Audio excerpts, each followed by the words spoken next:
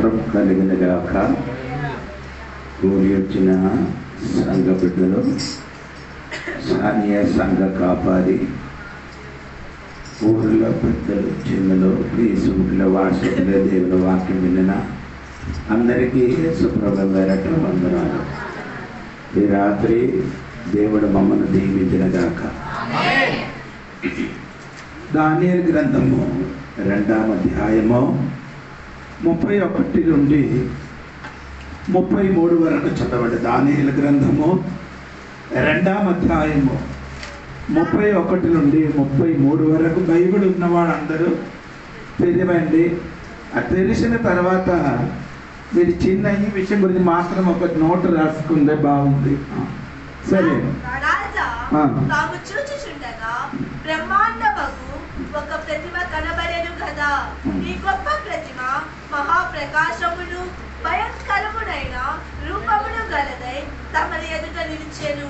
ఆ ప్రతిమ యొక్క శిరస్సు మేలిమి బంగారమైనదియు, దాని రొమ్మును భుజములను వెండివియు, దాని ముదరమును తొడలును ఎత్తడివియు, దాని మోకాళ్ళు ఇనుపవియు, దాని పాదములలో ఒక భాగము ఇనుపదియు, ఒక భాగము మట్టిదియునై ఉండెను.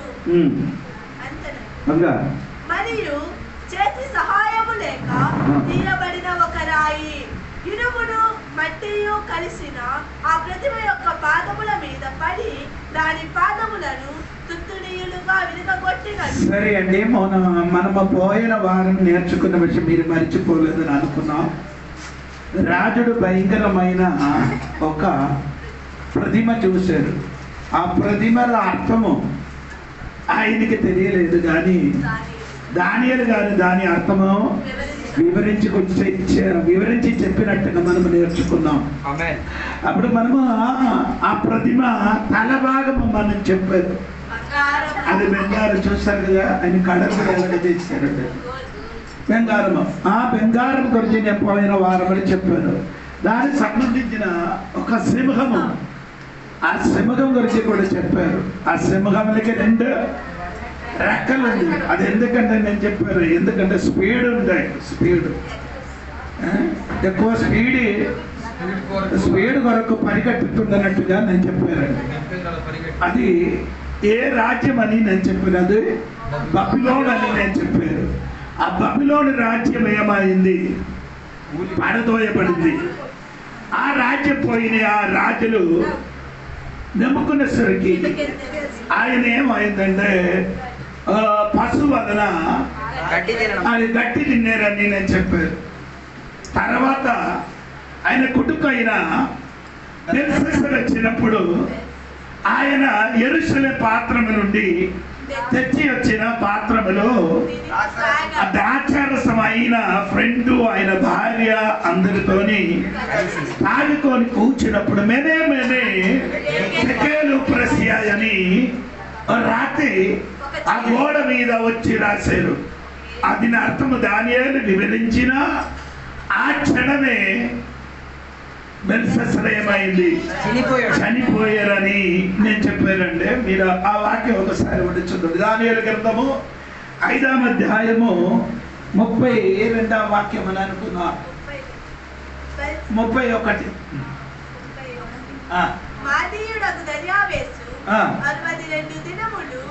అంటే మాదిరైన దర్యావేశ రాత్రి వచ్చారు. నేను చెప్పాను పోయిన వారములో వారు తాకున్న కాబట్టి 120 ద్వారం ఉంది ఆ బబిలోనికి. అది పెద్దది 3. ఆ 3 ద్వారం ఏం చేయలేదు, ఆడ మూయబడలేదు. ఎందుకు మూయబడలేదంటే దేవుడు ముందుకు తెలియపరిచిన కాబట్టి. యెషయా గ్రంథము 45వ అధ్యాయము 1 నుండి 5 వరకు మనం చదివినప్పుడు అక్కడ రాయబడి ఉంది, అది మూయబడదు, అది తెరవబడి ఉన్నారని. అప్పుడు దేవుడు ఆ విషయం ముందుకు చెప్పిన కాబట్టి అలాగ జరిగింది. అనగా ఆ దార్యావేష్ అనే రాజులు వచ్చి ఆ రాత్రి బెల్షస్సరుని ఏం చేశారు? చంపిన వెంటనే ఆ బబిలోను రాజ్యమునికి దార్యావేషు గారు చక్రవర్తిగా మారింది. దేవునికి స్తోత్రం కలిగిన అనగా మొదటి రాజ్యం ఏమైంది? అందమైంది. రెండో రాజ్యం వస్తుంది. దేవునికి స్తోత్రం. ఆ రెండో రాజ్యం గురించి మనము ఈరోజు నేర్చుకోవడానికి 32వ వాక్యం వినండి. 32వ వాక్యం దానియేలు గ్రంథము 2:32. ఆ ప్రతిమ యొక్క శిరస్సు మేలిమి బంగారమైనదియు, దాని రొమ్మును భుజములను వెంటియు. అంటే మీరు బాగా వినాలి. అంటే చూడండి, అక్కడ మీరు చదివిన వాక్యములు ఒకటి రొమ్ము భుజములు వెంటి అని రాయబడి ఉందండి. దేవునికి స్తోత్రం. దాని అర్థం ఏమనగంటే మొదటి రాజ్యము శక్తి కలిగిన రాజ్యం, తర్వాత వచ్చిన రాజ్యం ఏమైంది? శక్తి తగ్గిపోయిన ఒక రాజ్యము వచ్చారని బైబిల్ రాయబడి ఉందండి. దేవునికి స్తోత్రం. అప్పుడు ఇదే గురించి మనం నేర్చుకున్నప్పుడు దేవునికి దానియేలు గ్రంథం 7వ అధ్యాయములకు రావాలి. దానియేలు గ్రంథం 7వ అధ్యాయము 5వ వాక్యం కూడా చదవండి. రెండవ జంతువు అప్పుడు దానియేలు రాజుల దర్శనం 2 విధములు. రాజులు దర్శించిన దర్శనం ఎలాగుంది? అది ఒక ప్రతిమ. అది ప్రతిమగా కనిపించేది, కానీ దానియేలు చూసినప్పుడు ప్రతిమ కాదు. ఆ ప్రతిమ లోపల నుండి బయటికి వచ్చిన ఎలుగుబంటి వలన ఒక రాజ్యం వచ్చినట్టుగా. ఇప్పుడు ఈ లోకములో ఉన్న రాజ్యం ఎప్పుడు కూడా సమాధానంగా ఉండిన ఒక రాజ్యం కాదు. మనము చూపుకు అందంగా ఉన్నారు, కానీ లోపలికి వచ్చినప్పుడు భయంకరమైన ప్రమాదం కలిగిన రాజ్యం అని మీరు తెలుసుకోవాలి. దేవుని సంతానం. అప్పుడు నీ చూసినప్పుడు ఆ రాజ్యం చూసినప్పుడు చాలా అందంగా కనిపిస్తున్నది, కానీ వచ్చినప్పుడు ఎలుగుబంటి వలన ఒక జంతు బయటికి వచ్చినట్టుగా దేవుడు వాక్యములు రాయబడి ఉంది. ప్రియులారా, అందుకు నేను చెప్పిన మాట ఏమనగంటే, దేవుడు దానియేలు చూసినది నెబుకద్నెజరు చూసిన రెండు విధంగా కనబడుతున్నారు. ఆత్మీయుడు చూసినది, అనాత్మీయుడు చూసినది 2 ప్రకారంగా. ఏమండి? దేవుడు బిడ్డలు చూసిన దర్శనము ఒకలాగా, దేవుని నమ్మలేని వాడిని చూచిన ఒక కళ ఒకలాగా ఉన్నారంటగా దేవుడు వాక్యములు ఉంది. దేవునికి స్తోత్రం కలగాలి. అప్పుడు నా చెప్పిన మాట ఏమనగంటే, ఎలుగుబంటి వచ్చినట్టుగా దేవుడు వాక్యములు మనం చూడగలుగుతున్నారు. ఎలుగుబంటి ఇదువు స్తోత్రం. ఆ వాక్యం పూర్తిగా చదవమ్మా. రెండవ జంతువు ఎలుగుబంటిని పోలినది. అది ఒక పార్శ్వము మీద పట్టుకొని తన నోట పండ్ల మధ్య 3 ప్రకటములను పట్టుకొనినది. విన్నారా మీరు? ఆ ఎలుగుబంటి ఎలాగండి? ఒక పక్క ఏముంది? ఎత్తబడి, it is raised up on one side. సర్వంటి 5వ వాక్యం. అది ఒక పార్శ్వము మీద పట్టుకొని తన నోట పండ్ల మధ్య 3 ప్రకటములను పట్టుకొనినది. కొందరు లెమ్ము విస్తారముగా మాంసము భక్షించుమని దానితో. అది ఎలుగుబంటి ఎవరు చెప్పుతున్నారు? ఏమంటారు? ఒక మాట దేవుడు ఒక ఆజ్ఞ పంపింది. నీ లెమ్ము నీ ఏం చేయాలి? విస్తారంగా ఏం చేయాలి? మాంసం భక్షించము అని ఎలుగుబంటికి చెప్పారండి. ఎలుగుబంటి వంటి ఉన్న రాజ్యమునికి చెప్పిన మాట, నీ విస్తారంగా ఏం చేయాలి? మాంసం కాదు, విస్తారమైన రాజ్యాన్ని స్వాధీనపరచుమని దేవుడు తెలియపరచాడు. దేవుడికి అది ఎక్కువ తినిన ఒక జంతు. ఏది? ఎలుగుబంటి. అదే మీకు అందరికీ తెలుసండి. ఎలుగుబంటి గురించి బైబిల్ రాయబడిన దావీదు గురించి రాయబడి ఉందండి. దావీదు గురించి, దావీదునికి దేవుడు ఏం చేశారు? అభిషేకుడుగా అభిషేకం చేయన తర్వాత ఆయన ముందుకు జరిగిన కొన్ని సంగతులు ఉంది. దేవునికి స్తోత్రం. ఒక దినము తన తండ్రి మందలకు మేపుకొని అడవిలో తిరిగినప్పుడు ఒక దినమని ఒక ఎలుగుబంటి వచ్చేది, 2 ఒక సింహము. దేవునికి స్తోత్రం. బాగా వినండి. అలు మొదటి ఒక ఎనుక బండి వచ్చారు, తర్వాత అందుకని నేను చెప్పిన మాట సరిగా వినాలి. మన జీవితంలో ఎలాగా వస్తుంది. ఫస్ట్ ఎనుక బండి వచ్చారు, స్తోత్రం. రెండవది ఏమొచ్చింది అంటే సమూహం వచ్చారు. మూడవది ఎవరు వచ్చారు? గోలియాత్ వచ్చారు. నాలుగవది ఎవరు వచ్చారంటే సౌలు వచ్చారు. ఐదవది ఏమొచ్చింది? సింహాసనం వచ్చింది. అర్థమైలేదు అనుకున్నారు. ఒక్కొక్క శోధన దాటిన తర్వాత తుదకొచ్చినప్పుడు ఏం దొరికింది? సింహాసనం దొరికిందండి. అదే ఎందుకనగా మన జీవితంలో కూడా ఏదైనా సమస్యలు, రోగములు, ఏదైనా నీ జీవితంలో వస్తే దానికి వెనక్కలేమండి. చివరికి ఏదో ఒక మేలు ఖచ్చితంగా మన జీవితంలో. ఇప్పుడు ఫస్ట్ ఎనుగబండికి చూసి, సింహానికి చూసి, ఆ గోలియాతుకి చూసి ఏం చెప్పొద్దు. అయ్యో నా జీవితం ఇదిగో అయిపోయింది కాదురా నాయన. ఇది దాటిన తర్వాత నీకు ఒక మంచి సింహాసన దేవుడి సిద్ధపడుతుంది. ఆ సింహాసనం మీదకి ఎత్తబడిన మనము ఎనుగబండి రావాలి, సింహం రావాలి, గోలియాత్ రావాలి, సౌలు రావాలి. 13 సార్లు సౌలు చంపడానికి ప్రయత్నించారు దావీదుకి, కానీ తుదకని ఏమైందండి? ఆయన సింహాసనం మీద కూర్చోబడారు. అదే దావీదుని సింహాసనము యేసయ్యకి ఇచ్చినట్టుగా దేవుడు గొప్ప కార్యం చేశాడు. దేవుడికి స్తోత్రం చేశాడు. దేవుడికి స్తోత్రం కలిగింది. గట్టిగా స్తోత్రం చేయండి. అందుకే ఎనుకబంటికి చెప్పండి, నీ ఏం చేయాలి? ఎక్కువ విస్తారంగా తిన్నమని అంటాడు. కొందరు వాళ్ళకంటే విస్తారంగా తిన్ననుకున్న విశ్వాసం. కొందరికి విస్తారంగా తిన్నవా. ఇప్పుడు సామెతల పుస్తకంలో ఒక మాట ఇది 23, ఇది మనది కాదు, దాని తోడుగా చెప్తున్నారు. 23వ అధ్యాయములు అది 2వ వాక్యంలో ఒక మాట ఉందంటే సామెతల పుస్తకం 23వ అధ్యాయం.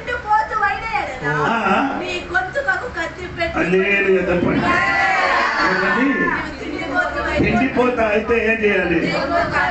అందరే వినాయకుడు అందులో మారిపోయింది. కొందరు ఏమైంది? కుంభగాంత కాదు, వినాయకుడు వలన మారింది. వినాయకుడు ఏం తింటున్నా కానీ తృప్తి ఉంటారు, ఇంకా కావాలంటాడు. ఎవరికి అంటే కొందరికి అలాగ, కొందరు భార్యలో కూడా అలాగా. ఎన్ని ఇంటికి తీసుకొని వచ్చిన మొత్తం కప్పం. వంటకం చాలా సూపర్ మరి. ఏదైనా ఇంటికి తీసుకొని వచ్చిన అనుకో, అది కొంచెం ఉంచను, మొత్తం తినేసిన తర్వాత గడిచి చేయగలిగితే సంతోషం. రేపు రా తీసుకొని రా, మళ్ళీ రా. కాదండి, కుటుంబ జీవితం ఉన్నవాడు అనగా కాదు. తెచ్చి వచ్చిన వస్తువు మొత్తం తినకుండా కొంచెం ఏం చేయాలి? మీరు అయినప్పుడు ఎవరైనా ఇంటికి వచ్చినప్పుడు అప్పుడు కొట్టుకు పంపిస్తాను, 100 గ్రాములు పడి చీని తెచ్చరా. మంచి భార్య పంపించను, ఎందుకంటే ఆ చీని కొంచెం ఇంటిలో ఎల్లప్పుడు ఉంటాం. ఎల్లప్పుడు అది ఎవరికి నీళ్ళు కలపవచ్చు. చీని కలపలేకపోతే ఎవరైనా గెస్ట్ వచ్చినప్పుడు ఈ చీని తీసుకొని కలుపుతుంది. కొందరు అలాగా కాదు, దొరికిన మొత్తం తింటాం. తర్వాత ఏం చేసిన అడుగుకొని ఉంటాం. అంటే ఆ సిద్ధాంతం. నీ జీవితం బాధపడాలంటే ఒకటి రోజు మరి నీ ఆపలేదు, నీ జీవితం బాధపడదు. ఒకటి రోజువారీ ఏం చేయకూడదు, అదే అప్పు తీసుకోకూడదు. 2 రోజు ఏం చేయాలి? వారానికి కట్టాలి. వారానికి కట్టడానికి ఉన్న డబ్బు మొత్తం ఆడు తీసుకున్నాడు, ఆడు పట్టుకున్నాడు, మళ్ళీ అప్పు తీసుకున్నారు. ఆ సిద్ధాంతం నేను మార్చాలి. మన సంఘంలో ఎక్కడ కూడా ఉన్నారు వాడండి, ఆయన పేరు ప్రసాద్. ఆడికి తిట్టి అది ఆపలేదు. ఇప్పుడు బాగుంది. అది ఎప్పుడు ఆపారు? అప్పుడు ఆయన ఏం చేస్తున్నారంటే, ఇప్పుడు నెలకి కావలసిన వస్తువు అక్కడ రిలయన్స్ కానీ ఎక్కడికి వెళ్ళి కొనేసి ఓకే. మీకు అడుగుతున్నారు, మీ సహోదరులే కదా, మీరందరికీ చెప్పండి, మీకు ఒక నెలకి ఎన్ని కేజీ చీని కావాలా? మీ ఇంటికి 5 కేజీ చీకిగా చెప్పిన మంచి 5 కేజీ అవసరం లేదు. 3 కిలోలు చాలు. ఎన్ని పూట టీ తాగుతుంది? 2 కానీ 3 కాదు. ఒక నెలకి మా ఇంటిలో ఎన్ని పాస్లో ఎన్న మందులు వస్తున్నాయి? 3 కేజీ. 3 కేజీ సార్ వచ్చిన వాళ్ళందరికీ. అదే ఏ రోజు కొంటున్నా లెక్క తెలియదు. నేను ఏది చెప్పినట్టుగా నీ చెయ్యండి, నేను చెప్పినట్టుగా చేయండి. ఒక నెలకి నీకు అవసరమైన నేను చెప్తానండి, నెలకి తీసుకుని రండి. ఒక నెలకి బియ్యము ఎంత కావాలంటే మీకు తెలుసు. 5 కేజీ బియ్యం కావాలంటే అనుకో. ఓకే, అది నేనేం చేయిస్తున్నానంటే ఈ 5 కేజీ బియ్యం మాత్రం తిన్నప్పుడు, 5 కేజీ బియ్యం మాత్రం తినకుండా దాని సైడ్గా ఏం చేయాలి? గోధుమ పిండి కొన్ని, ఏదైనా టిఫిన్ కానీ ఏది చేయాలి? ఏం చేయాలి? టిఫిన్ ఏదైనా చేయాలి. టిఫిన్ పెట్టిన తర్వాత సాయంత్రం అయినప్పుడు ఒక 4-5కి ఏదైనా చిన్న స్నాక్స్ చేసి తినండి. అప్పుడు రాత్రి ఇంత తిన్నాం, అప్పుడు నీ బియ్యం కూడా ఏమవుతుంది? నాకు ఒక నెలకి మనకు 2 లీటర్లు ఆయిల్ కావాలి. 2 లీటర్ ఆయిల్ నెలకి. అలా ప్రియులారా, ఇలాగంటి ఒక పద్ధతి ఇంటిని చెయ్యాలి. ఇలాగంటి ఒక ఇది అనగా కాదండి 100 రూపాయలు కొట్టవద్దు అంటే గుడ్డులు కొనినప్పుడు 2-3 కొనకూడదు. బాగా వినండి, గుడ్డులు కొనినప్పుడు 2-3 కొనకూడదు. కొనినప్పుడు ఏం చేయాలి? 30 గుడ్డులు కొనండి. మాట్లాడకూడదు. ఆడొచ్చి కూర్చున్నారండి, ఆ వెనక వచ్చిన వాడు పిల్లలు వెనకలు కూర్చోండి. సోదరం వినండి, శ్రద్ధగా వినండి. పిల్లలన్నీ ఇక్కడ కూర్చున్నారు, శ్రద్ధగా వినండి. అను అన్నీ మర్చిపోతుంది. దేవునికి స్తోత్రం కలిగినగా. అంటే నేను చెప్పినది ఈ మొత్తము ఒక నెల, నేను చెప్పిన మొత్తం ఒక నెలకి కావలసిన వస్తు మొత్తం కొనేసి ఇంట్లో ఉంచుకుంటే నీకే ఎప్పుడు డబ్బులు నీ చేతిలో మిగిలి ఉంటాం. డబ్బు ఉంటది, ఎప్పుడు డబ్బు ఉంటది. ఏంటంటే డబ్బు ఎప్పుడు కూడా ఇలా లేకపోతే 10 రూపాయలు గుడ్డలు కొనినప్పుడు ఏమని చేయాలి? 30 గుడ్డలు కొనండి. ఎంత అవుతుంది 30 గుడ్డలకి? 30 గుడ్లకి 30 గుడ్డలకి 180 రూపాయలు. 180 రూపాయలు. స్తోత్రం. అలాగా కొన్నేసి ఇంటిలో ఉంచండి. అలాగా కొన్నేసి ఇంటిలో ఉంచితే అదే నీకు అవసరం లేదు, వాడచ్చు. నీ వెళ్ళి 3 గుడ్డలు తెచ్చి 3, 2 సిగిలేదా నీకు? ఇప్పుడు కూడా మనసారా ఒక 150. అయ్యో, జీవితం మారాలంటే ఇదే విధంగా నీ వెళ్తే జీవితం మారదు. కత్తి పెట్టుకుంటే అదే ఒక నెలకి ఎంత ఖర్చు నీ చేతులు వస్తే అంత దాన్ని కొనండి. దేవునికి స్తోత్రం. దానికి ఏంటి ఏంటంటే మొత్తం కూర కాదండి, కొంచెం పచ్చడి కూడా ఇంటిలో చేసి ఉంచండి. నీకేం పని? చేయడానికి తెలియదు.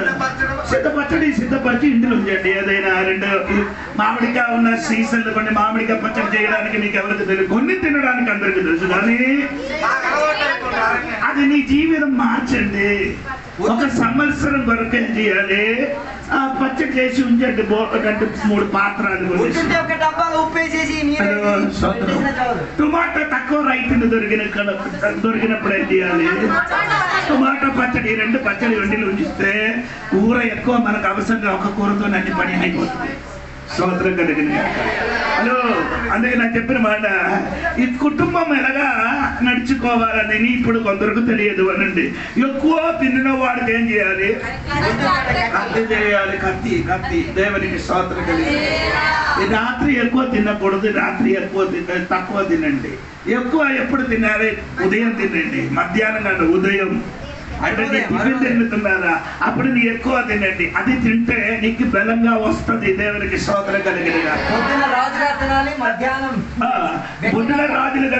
మధ్యాహ్నం వేయండి. బిచ్చగాళ్ళ తినేయాలి. ఆమె స్తోత్రం కలిగినగా. ఆ తినడానికి ఒక విధానం ఉంది. దానిగా మొత్తం తినడమే. తినడం, కోట్లు పట్టుకోవడం, రైల్వే దాటిపోవడం, ఊరి చివర గోపురాలు కట్టడం, ఎంత తినడమే పట్టుకోవడం, తినడమే అది సిద్ధాంతం. తినిన తర్వాత అది పట్టుకొని వెళ్ళడానికి ఒక రోజు ఏం చేయాలి? ఒకే రోజు ఎక్కడికి వెళ్ళాలి? రోజుకి ఒకసారి బాత్రూమ్కి వెళ్ళాలి. 3 సార్లు వెళ్తుంది. తిని బాత్రూమ్కి వెళ్ళడానికి టైం సరిపోతుంది. 3 సార్లు వెళ్తుంది. ఎందుకంటే కడిగడికి తినడం, కడిగడికి వెళ్ళడం. ఒక సిద్ధాంతానికి రండి. కళ్ళవరి వెళ్ళిపోతే మళ్ళీ ఏం చేయకూడదు. ఏదైనా విరోధన ఉంటే చెప్పుకోండి, లేకపోతే ఏం చేయకూడదు, అనకూడదు. అదే కరెక్ట్ పద్ధతి. కొందరు నేను చెప్పిన మాట వాళ్ళు వినండి సరిగా. నీ తినడ విధానములు మార్చండి. ఎప్పుడు చలిదనం తిని పిల్లలు ఏడుస్తున్నారు, కానీ అమ్మ చెయ్యరు. అదే చేసుకోండి. దయచేసి సహోదరులు మీ ఒక్కసారి మారు. ఏదైనా టిఫిన్ పిల్లలకు, అందుకే ఐస్ క్రీమ్ ఇదన్నీ ఇదన్నీ ఇంటిని చేసి ఇచ్చండి. పిల్లలకి ఏం రాదు. ఇది చూసినప్పుడు కాదు కాదు కాదు కాదు ఇదన్నీ చేయలేదు. నీకేం పని? మిక్చర్ చేయొచ్చు కదా, చేయడానికి తెలియదా? చేయడానికి నెట్లు ఉందండి, నెట్లు చూడండి. ఎలాగో మీకు ఇది చేయడానికి తెలియదా? ఏది రసం? శనివారం మనం చేసాం కదా. రసం ఎలాగ? రసం ఎలాగ చేస్తాను చెప్పండి. జ్యూస్ కాదు, రసం. రసం అంటే టమాటా చారు కాదు, రసము. దేవునికి స్తోత్రం. ఎలాగ రసం చేయాలి? కొందరికి చింతపండులు ఎంత కావాలి? చింతపండులు తోడుగా ఏం చేయాలి? రెండు ఆ చింతపండు నీళ్లు పెట్టాలి. నీళ్లు పెట్టాలంటే టమాటా కూడా వేసి దాన్ని పిండించి బిస్కి ఏం చేయాలి? దానికి ఏం కావాలి? దేవునికి స్తోత్రము. పసుపు కావాలి, ఇంకేంటంటే కారం కావాలి, ఇంకేమైనా కావాలి. అది మాత్రం కాదు, ఆవగింజ కావాలి. ఇవన్నీ వేసి ఇది కరివేపాలన్నీ వేసి రసం చేయండి. మీరు రసం చేస్తే అది తినడానికి, తాగడానికి నోటికి ఏ టేస్ట్ లేదు. అది మొత్తం పులిపే. ఇది తిన్నిన మునుపు నీ ఒకసారి టేస్ట్ చేసి చూడు. లేకపోతే దగ్గర ఉన్నవాడు కూడా ఏం చేయాలి? చూడమని చెప్పాలి. ఇప్పుడు నా ఇంటిలో నేనే వంట చేస్తున్నా, నాకు తెలిసిన వాసన వచ్చినప్పుడు నేను చెప్తాను ఉప్పు తక్కువ ఉంది, కారం తక్కువ ఉంది అన్నీ చెప్తా. వాసన వచ్చినప్పుడు తెలుసు. అసలు ఇదేం కాదు, కొందరికి ఏం నాకు ఆహారం పెద్దది కాదు, ఉన్నది టేస్ట్ కాదు కావాలి. తక్కువ అయినా తిన్నదని ఎలాగా ఉండాలి? మంచి టేస్ట్ కావాలి. అది చేయడానికి నాకు తెలుసు. దేవునికి స్తోత్రం కలిగి అదే చెప్పండి గట్టి. నేను ఈ మాంసం అన్ని చేసినప్పుడు ఎందుకు టేస్ట్ రాలేదంటే ఏదో కలుపుతున్నదే చూపించి మంచి మిరపకాయలు కొన్ని కడిగేసి పౌడర్ చేసి ఉంచారు. అదేవిధంగా ధనియా కొన్నేసి కడిగేసి ఎండబెట్టి పౌడర్ చేసి ఉంచారు. తర్వాత ఏం చేయాలి? సోంపు కొన్నాను. సోంపు కూడా ఏం చేయాలి? కడిగేసి ఎండబెట్టి అది పౌడర్ చేసి ఉంది. దాంతోనికి దాని చెక్క కావాలి, అది కొంచెం వేసి దాన్ని కూడా ఇది రెండు కూడా కలిపి పౌడర్ చేసి అక్కడ ఉంచితే మాంసం 1 కేజీ వంట చేసినప్పుడు 1 స్పూన్ కొంచెం కూడా వేసే టేస్ట్ బాగా వస్తుంది. లేకపోతే ఏమి ఇచ్చినా కానీ టేస్ట్ రాదు. స్తోత్రం కలిగి. అందుకే నేను చెప్పిన మాట, ఈ రుచి కొంచెం మారండి. స్తోత్రం కలిగింది కనుక ఆహార టేస్ట్ మారండి. నీ తిని నీ భర్తకి అడగండి, ఇది ఎలాగ ఉందమ్మా, బాగుందా లేదా ఒకసారి అడగండి. అడగలేదు, నీ ఇచ్చినది మొత్తం తిని చేరిపోకపోనండి. దేవునికి స్తోత్రం కలిగింది. అప్పుడు నేను చెప్పుకొని వచ్చినది. అందుకని నా ఇంటికి రండి, నేను వంట చేసి మీకు ఇస్తానండి, నేను చూపిస్తానండి. దేవునికి స్తోత్రం కలిగింది కాదు. చెప్పండి, నా విషయాలు కాదు.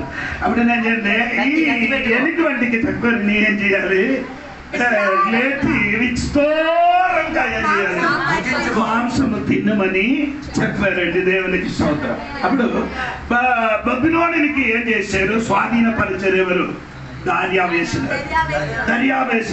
ఎవరి మెర్తీనాయ దార్యావేసు రాజు దేవునికి స్వాధీనపరిచారు.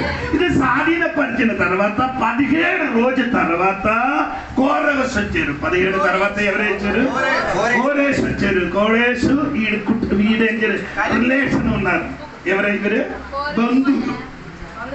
ఎవరు దారివేసి గారు కోరేసి ఏముంది బంధువులు ఉన్నాయి. బంధువులు కాబట్టి ఆయన వచ్చారు.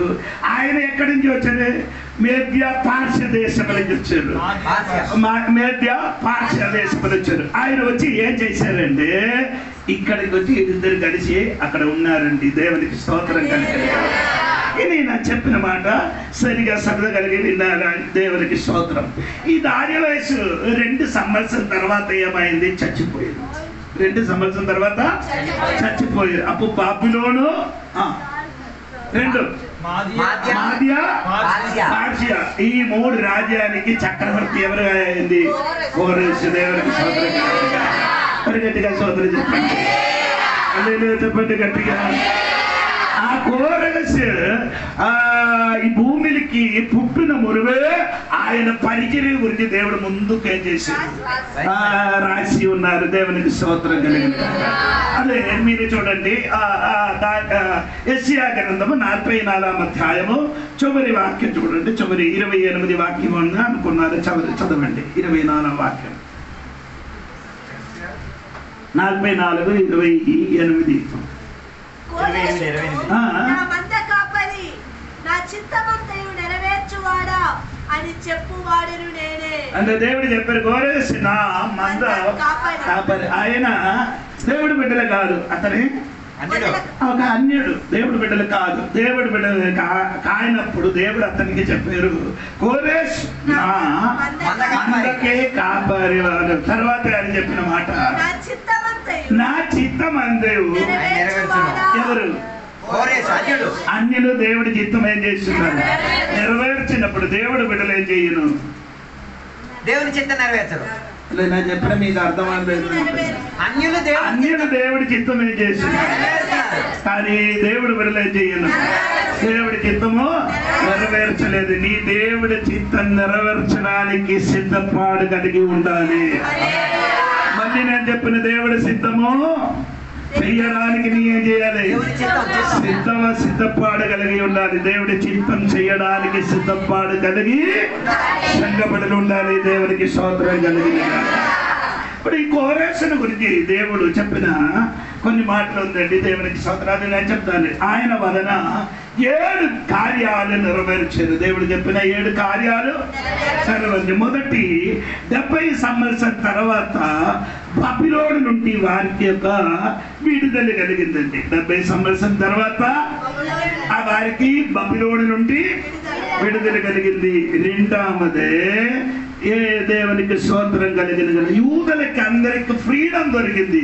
ఫ్రీడమ్ అంటే స్వాధీనం దొరికింది, స్వేచ్ఛ దొరికింది. యూదులకి అందరికి స్వేచ్ఛ దొరికింది. రెండవది విషయం. మూడవది దేవాలయము కట్టడానికి ఉన్న సహాయం దొరికింది.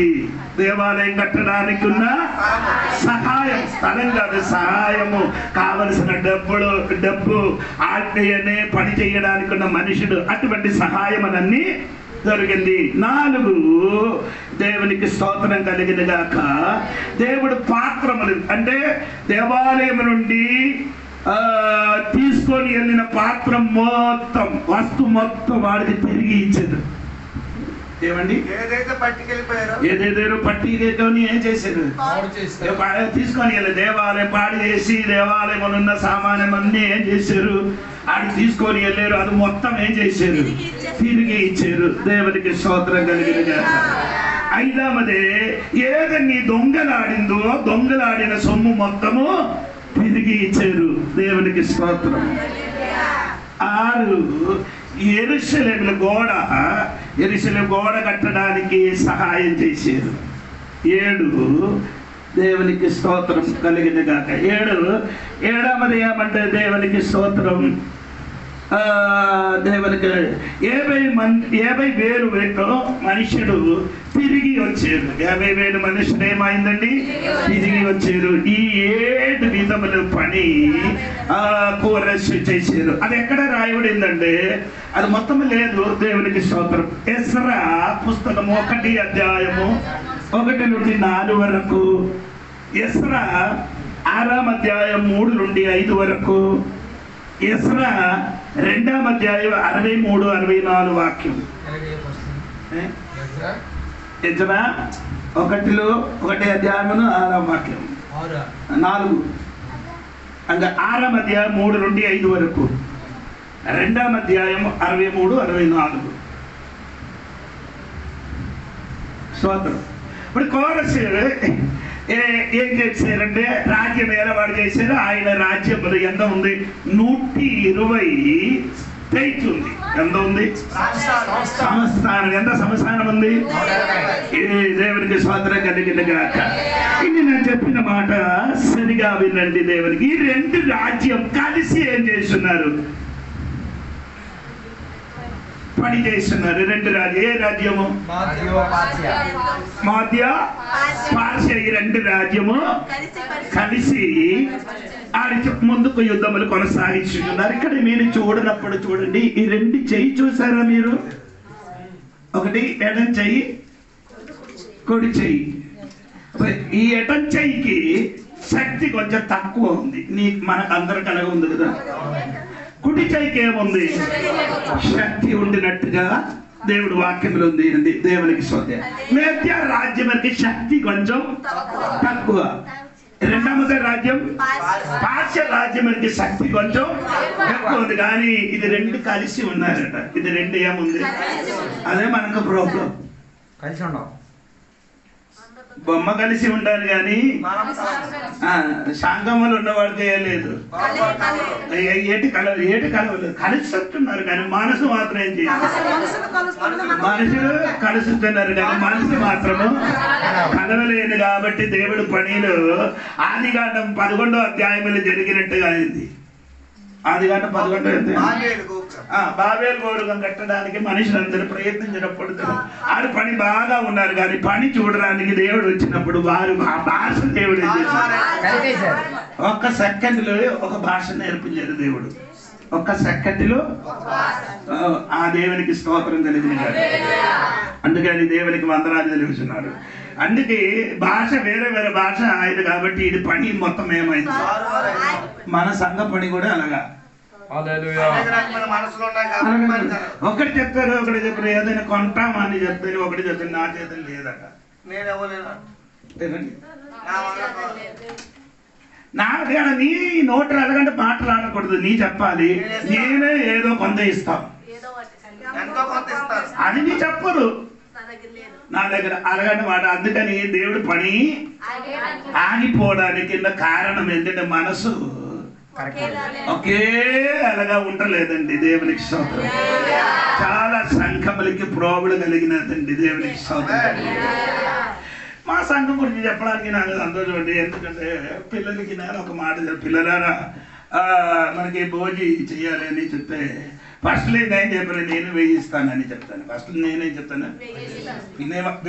వేరే ఎవరు అడగలేదు. కడగడగడ చెప్తాను. అందరు ఫస్ట్ అయ్యారే చెప్పారు.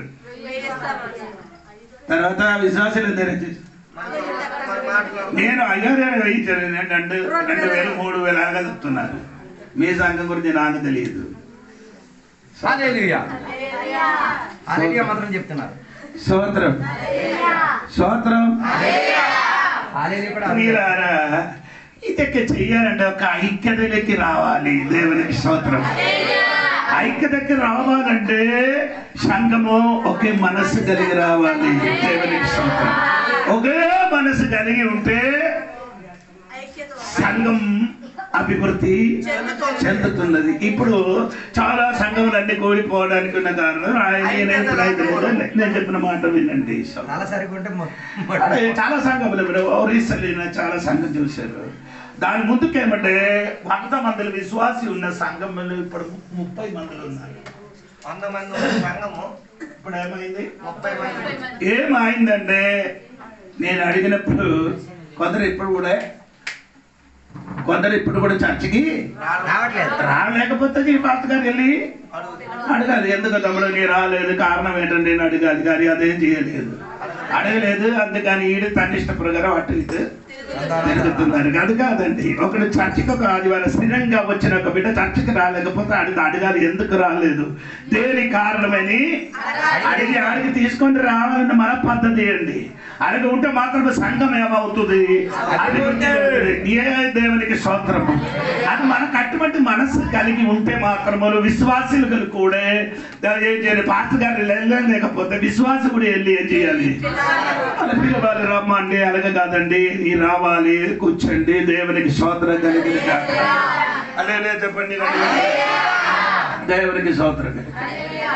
మనం వచ్చినప్పుడు ఏం చేయాలి? అందరికి ఉన్నప్పుడు తిట్టకూడదు, అందరూ ఉన్నప్పుడు ఏం చేయకూడదు, సమక్షంలో తిట్టకూడదు. ఒంటరిగా ఉన్నప్పుడు ఏం చేయాలి? అలాగే తిట్టితే ఆడికి ప్రేమించిన వాడు. అలాగే ఒంటరితనం ఉన్నప్పుడు తిట్టితే, అందరు ఉన్నప్పుడు తిట్టిప్పుడు ఆడి చంపడానికి చేయనది. అందరూ తిట్టితే ఆడికి బాధపడి ఆడి చచ్చిపోతుంది. దేవునికి స్తోత్రం. అది చెప్పకూడదు. ఎన్ని సమస్యలు ఉంటాయి, నోరు మోసుకుని కూర్చోండి. 6 నెలల తర్వాత గట్టిగా వాక్యం పట్టుకొని కొట్టండి. 6 నెలల తర్వాత పట్టుకొని కొట్టండి. అప్పుడు ఇదన్నీ ఏమైంది? మర్చిపోతా. అప్పుడు కొట్టితే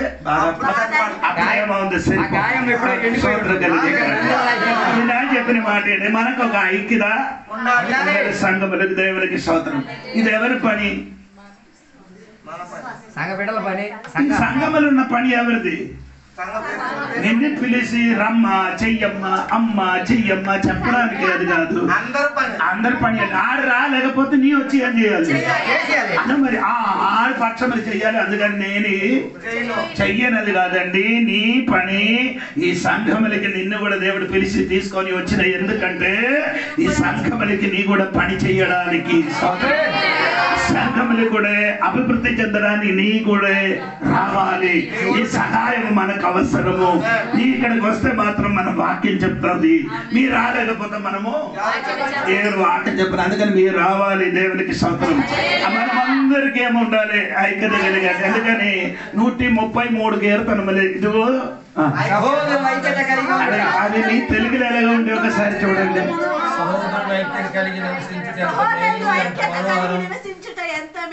అదే నీ తెలుగులో ఉన్న ప్రాబ్లం. ఇంగ్లీష్ లో చూడు, ఇంగ్లీష్ లో చూడు. ఇంగ్లీష్ లో ఏమండి? చూడు సహోదరులు ఐక్యత కలిగి నివసించుట ఎంత మనోహరం. ఎప్పుడు అన్నిటికంటే మనోహరం ఏమండి? ఐక్యత కలిగడం. అందరూ ఏలుగా ఇదిగో చూడు. అప్పుడే ఈ ఐక్యత కలిగిన ముందుకు చూడడానికి ఉందట. ఈ ఐక్యత కలిగి ఉండిన బిడ్డలకి చూడడానికి ఉన్నదండి. అందుకని చెప్పొస్తున్నా, చూడండి సోదరం. చూసి ఎంతో మనోహరం. తర్వాత చెప్పిన మాట ఏమనగలమ్మా? మేలు. అంతే ఉందండి, అంత కాదు, నీకు అంత ఉందండి. అప్పుడే ఏంటండి? తల మీద కోయబడి గడ్డము మీదుగా కానీ అతని అంగీల అంచు వరకు దిగజారిన పరిమళ తైలము వలె నుండును. సోదరు, తల వెంట్రుకలు అందరూ ఎలాగుంది? అందరూ కలిసి ఉన్నారు కదా వెంట్రుకలు. అది తర్వాత తల తర్వాత ఎక్కడికి వచ్చారు? ఆ దాడి గడ్డము, ఆ గడ్డం ఎలాగుంది? అన్ని కలిసి నిలబడుతున్నారు. గడ్డం తర్వాత కిందకి ఎక్కడికి వచ్చారు? అంగి కూడా ఎలాగ ఉంది? కలిసి ఉన్నారు. తర్వాత కోయబడిన ఆ తైలం కూడా ఎలాగుంది? కలిసి కాదు, అదే వేరే వేరే 4 వస్తువు, వేరే వేరే 4 విధాలున్న వస్తువులను తీసి కుట్టి, ఒక తైలం కదా కుట్టి, ఒలుగు తైలము, ఒలుగు ఓయిల్ అయిన మీదకి పోసి ఉడకబెట్టినప్పుడు ఈ 4 వాసన మరి ఒక వాసన వస్తుంది. హల్లెలూయా. ఈ ఒక్క వాసన రావాలంటే ఏం చేయాలి? 3 ఏం చేయాలి? కలవాలి కదా, దంచాలి. మీరు కలిసారు కదా, ఇప్పుడు కూడా ఏం చేయలేదు. నీ సరి అయిన రీతి ఏం చేయాలి? దంచి నూనె వచ్చినప్పుడు, నీ నూనె వచ్చినప్పుడు ఒకే వాసన వస్తుంది. మనకు కూడా ఐక్యత కలిగి రావాలి సంఘం. ఇప్పుడు నాకు చూసినప్పుడు పిల్లరా ముందుకు వచ్చిన పిల్లలకి ఇప్పుడు నేను వచ్చి పిలవాలి, రాడా చెయ్యడా అని చెప్తే మాత్రం వస్తుంది. ఇన్విటేషన్ ఇవ్వాలి. నేను వచ్చి ఇక్కడ కూర్చున్నారు, ఒకడొకడు చూసుకొని వెళ్ళిపోవడమే. నన్ను చూసి ఇక్కడికి వచ్చి చూసి వెళ్ళిపోయి పిన్నయ్య మైకిని చెప్పారు, రాడా, ఎవరు కూడా బయటికి రాలేదు. ఎప్పుడైతే ఇక్కడ పాట మొత్తం ముగిసినప్పుడు కొందరు వచ్చిందన్నమాట. ఇది కాదండి సంఘపురాలు ఐక్యతలోకి వచ్చినప్పుడు ఇది ముందుకే చేయాలి. ముందుకు మీరు ఎలాగ చేస్తున్నారో అదే విధంగా అన్ని కార్యాలు చేయాలి. పిలవకూడదు, దైవదాసులు పిలవకుండా అన్ని పని చేయాలి. ఇది నీ దేవుడి పని అని జ్ఞాపకం చేసి పనిని వాడుకోండి. దేవునికి స్తోత్రం. కొందరు కొన్ని టైంలో ఒంటరితనంతో చేయవలసి ఉన్నారు. అప్పుడు మనం ఏం చేస్తున్నాం? అందరూ ఉన్నారు కానీ ఎవరు రాలేదు. నా మొత్తం చేశారు. నేనే చేశానండి. నీకెవరైనా చెప్పారా చేయడానికి? చేయమని చెప్పారా? నీ ఇష్టంతో చేశారు కదా. నోరు మూసుకొని చెయ్యాలి. ఎందుకు చెప్పాలా? నేనే చూసారు చెప్పకుండా చెయ్యరు. చూసిన వారు చూడండి, చెయ్యని వారు చెయ్యండి. అదే దేవుడి పని. దేవుడికి స్తోత్రం. అలాగే చెప్పుకొని నీ వెళ్ళకుండే మీరు కూడా వచ్చి ఏం చేయాలి? అన్ని పని చేయాలి. దేవునికి స్తోత్రం కలిగింది. గట్టిగా దేవునికి స్తోత్రం. అందరికి ఇప్పుడు కూడా ఈ బుద్ధి రాలేదని అనుకున్నారంటే మన పిల్లల వివాహం అని ఒక ఆడపిల్లలు వివాహం జరిగినప్పుడు సంఘపడలు ఏం చేయాలి? ఏం చేయాలి? 200 వస్తువు అవసరం లేదా? వస్తువు కొనేసి మొత్తం నీ ఇంటికి మొత్తం వస్తువు ఉంది కదా, అది కొంచెం కట్టి చేసి మృంగండి. అది ఎందుకమ్మా నీ తీసుకొని వచ్చి ఎవరికి చచ్చిపోయినప్పుడు అంత సమాధి పెట్టడానికి? ఆ వస్తు కొనకుండా దాన్ని తగ్గిన డబ్బు ఇచ్చండి. ఒక 1000-2000 ఇచ్చి ఏదో వస్తుకున్నా సిద్ధాంతం వేరే గారు పట్టుకొని కూర్చుంటాడు. అలాగే చెయ్యొద్దు. దేవుడి బిడ్డల గురించి నేను చెప్తున్నాను. స్తోత్రం కలిగింది. ఇప్పుడు వారికి వస్తువు అవసరం లేదు, వారికి ఇప్పుడు డబ్బు అవసరం. అది తెలుసుకోవడానికి మనసు నీకు లేదు. దేవునికి స్తోత్రం కలిగింది. చెప్పలేదు. ఫస్ట్ ఆ పుస్తకం రాసిన ఆయన పంపించాలి. నేనే నా చర్చలో ఉన్న ఒక అమ్మాయికి మ్యారేజ్ చేసినప్పుడు మొదటి రోజు ఆడికి నాన్న లేదు, ఏంటి లేదు, తండ్రి లేదు. అందుకని అది మ్యారేజ్ చేసినప్పుడు ఏం చేశారంటే ఆ డిసైడ్ అవుతున్నారు కదా, ఆ నిర్ణయించుకున్న దినములు ఎన్ని ఖర్చు అయినా మొత్తం నాదే. ఆ అప్పు ఇప్పుడు కూడా తీరలే.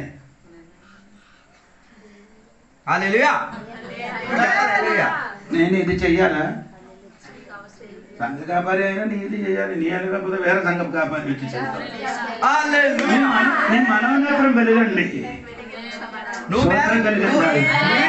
మన ఇంటికంటే ముందు మన చర్చ్ పెద్దది, ఇల్లు కంటే పెద్దది మన సంఘమే. దేవునికి స్తోత్రం కలిగింది.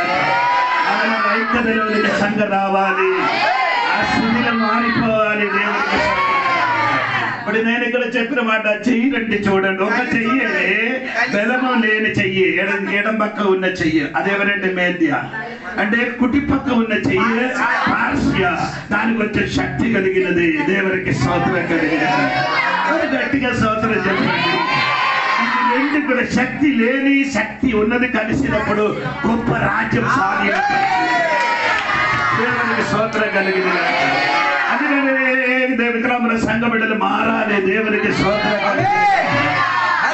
చెప్పండి, దేవునికి స్తోత్రం కలిగింది. రెండవది నేను చెప్పిన మాట దేవునికి స్తోత్రం. ఈ ఎనుక వంటికి ఏం చెప్పారు? లేచి ఏంటమ్మా చెప్పిరి. అటు పిమ్మట చిరుత పులిని పోలిన అది కాదు ఇదమ్మా రెండవ జంతువు ఎలుగుబంటిని పోలినది. అది ఒక పార్శ్వము మీద పండుకొని తన నోట చెయ్యి ఏముందండి లేదు, ఒక చెయ్యి పైకి ఎత్తబడిందండి. ఆయన అర్థం ఇదే నేను ఇప్పుడు చెప్పారు. దేవునికి స్తోత్రం. ఒక రాజ్య శక్తి కలిగింది, బలహీనమైంది. ఆ తర్వాత దాని నోటిలో మూడేముంది. అది చూసారా మీరందరూ? ఎక్కడ చూసారు? ఇది ఒకటి బాబిలోను, ఒకటి బాబిలోను, లిబియా, ఈజిప్ట్. ఈ 3 రాజ్యం ఎవరి చేతిలో ఉంది? మాధ్యోపార్శ్య. ఈ ఎనుగు వంటి నోటు ఉంది. ఆ ఎనుగు వంటి రాజ్యం ఏది? మధ్య పార్శ్వ రాజ్యం. స్తోత్రం. ఆ మూడు రాజ్యము ఏం చేశారు? స్వాధీనపరిచారు. ఒకటే బబిలోను, రెండు లిబియా, మూడు ఈజిప్ట్ అంటే ఐగుప్తు దేశం. ఈ మూడు రాజ్యం ఏం చేశారు? స్వాధీనపరిచారని దేవుడు వాక్యములో రాయబడి ఉందండి. దేవునికి స్తోత్రం చెప్పండి గట్టిగా. దేవునికి స్తోత్రం కలిగింది. అది మీరు అర్థం తెలుసుకోవాలి. దేవునికి స్తోత్రం. ఇది కూడా చదివినప్పుడు దానియేలు గ్రంథములు మళ్ళీ రావాలి. దానియేలు గ్రంథము 8 అధ్యాయములకు రావాలి. 3-4 వాక్యం చదవండి. నేను దర్శనము చూచుచున్నప్పుడు నేను ఎలామను ప్రదేశం సంబంధమగు సూసానను పట్టణపు నగరులో ఉండగా దర్శనము నాకు కలిగెను. నేను ఊలయ్యను నది ప్రక్కన ఉన్నట్టు నాకు దర్శనము కలిగెను. నేను కన్నెలెత్తి చూడగా ఒక పొట్టేలు ఆ నది ప్రక్కన నిలిచి ఉండెను. చూడండి, ఇక్కడ చూడండి, పొట్టేలు చూసారా? పొట్టేలు పొట్టేలు పొట్టేలు అది చూడండి, పొట్టేలు. సరే, దానికి 2 కొమ్ములు. దానికి ఎన్ని కొమ్ము ఉంది? 2 కొమ్ము. 2 కొమ్ము అంటే ఇక్కడ చూడండి, ఇదొకటి ఇదొకటి. అదేదో ఒక ఈ చెయ్యి ఒకటి, ఎడ చెయ్యి కుడి చెయ్యి. ఎడ చెయ్యి ఎవరు? మాధ్య. కుడి చెయ్యి ఎవరండి? 2 కొమ్ము అంటే సరే. దానికి 2 కొమ్ములు. ఆ కొమ్ములు ఎత్తైనవి గాని ఒకటి రెండవ దానికంటే ఎత్తుగా ఉండెను. అప్పుడు చూడండి, ఇప్పుడు నేను చెప్పిన కరెక్ట్. ఒకటి మాధ్యమైంది, చిన్నది. పార్శ్వమైంది, కొంచెం పెద్దది. సరే, చదవమ్మా. దానికి రెండవ దానికంటే ఎత్తుగా ఉండేను. ఎత్తు కలిగి దానికి తరువాత మొలిచినది. అది ఎత్తుగా కలిగినది ఎప్పుడు మొలిచినది? తర్వాత అండి, అర్థమవుతుంది.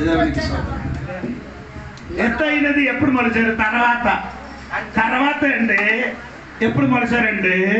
దార్యావేషు చనిపోయిన తర్వాత ఎవరు వచ్చారు? కోరస్ వచ్చింది. అప్పుడు మొలిచారు ఆ కొమ్ము. ఇప్పుడు అర్థమైందా? సరిగా అర్థం అవ్వలేకపోతే నీకు అర్థం అవ్వదు. దేవుడికి ఇది కొంచెం కష్టం. దేవుడికి స్తోత్రం కలిగింది. తర్వాత చదువు.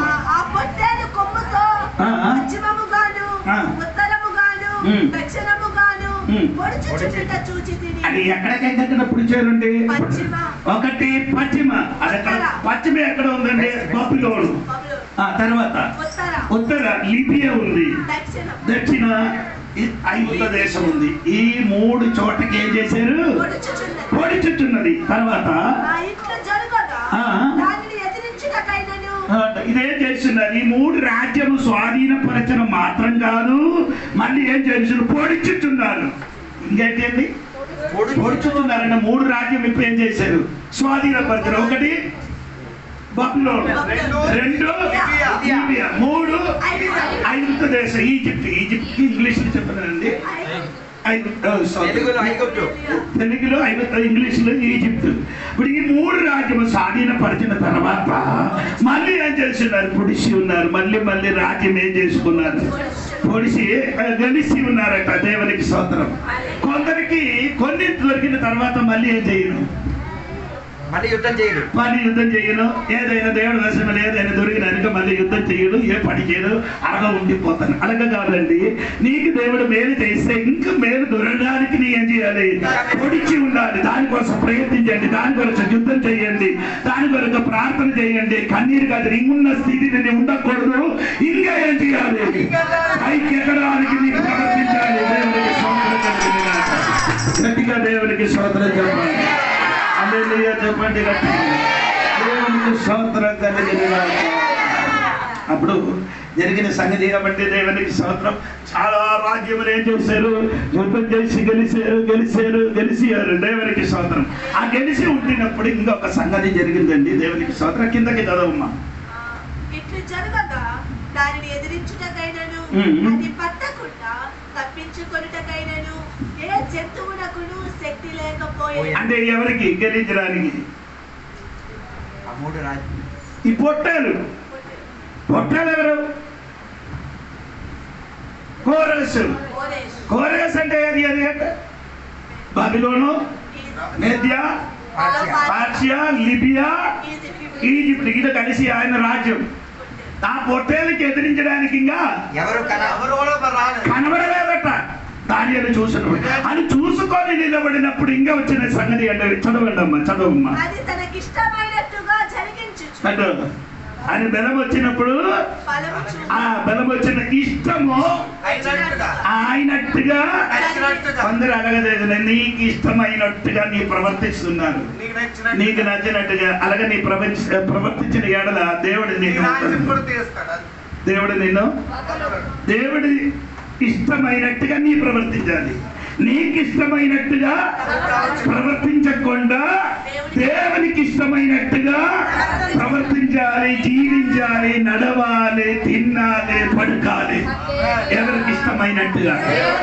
యేసయ్య తండ్రికి ఇష్టమైనట్టుగా 33.5 సంవత్సరం భూమిలో బ్రతికారు. నీ కూడా నీకు ఇచ్చిన ఆయుష్లో దేవుడు నీకు ఎన్ని వయసు ఇచ్చిందో, ఎంత వయసు ఇచ్చిందో ఆ వయసు వరకు దేవునికి ఇష్టమైనట్టుగా జీవించి బ్రతకాలి. దేవునికి స్తోత్రం. అందరూ అలాగే చేస్తున్నారు కదా. నీ ఇంటిలో నీకు నచ్చినట్టుగా నీ ప్రవర్తించిన ఇంట్లో అమ్మ నాన్న ఏం చెయ్యను, కానీ పైన దేవుడు ఏదైనా చేస్తాను. దేవుడు సమాధానం చేస్తాను. దేవుడు ముట్టుతుంది. ఒకరోజు ఈ రోజు కానీ ఎల్లుండి కానీ దేవుడు నేను ఆ ఖచ్చితంగా తప్పకుండా నీకు జరుగుతుంది. స్తోత్రం కలిగిన ఈ మధ్యన ఒకడు ఏం చేసిన, భార్య చర్చికి వెళ్ళినప్పుడు ఒక రోజు ఏం చేసినట్టు బైబిల్ తీసుకొని ఆడేం చేసిన కిరోసిన్ వేసి అగ్గి ముట్టించి ఆడనుకున్నారు ఇది ముట్టిస్తే ఈ భార్య ఇంకేం చేయను. స్తోత్రం కలిగిన అది నచ్చినట్టుగా భార్యతో ఏం చేసిన ప్రవృత్తిని కొట్టుతున్నారు, తట్టుతున్నారు, అన్నం ఇవ్వను, అన్నం మొత్తం ఏం చేస్తున్నారు. మీ భర్త ఏదైనా అనగ చేయలేదు, అన్నం ఏదో పారలేదు, తిట్టుతున్నారు కానీ ఏం చేయలేదు. నచ్చినట్టుగా భర్త ఏం చేశారు? ప్రవర్తించారు కాబట్టి కొట్టేది ఒక రోజు దేవుడు ఏం చేశారు? నచ్చినట్టుగా ఆయన మీద ప్రవర్తించారు. ఆ రోజు మారు మనసు పొంది బాప్తిసం పొంది చర్చకు వచ్చారు. దేవునికి స్తోత్రం. మీ ఇంటిని నీ నచ్చినట్టుగా ప్రవర్తించకూడదు, దేవునికి నచ్చినట్టుగా నీ ప్రవర్తించాలి.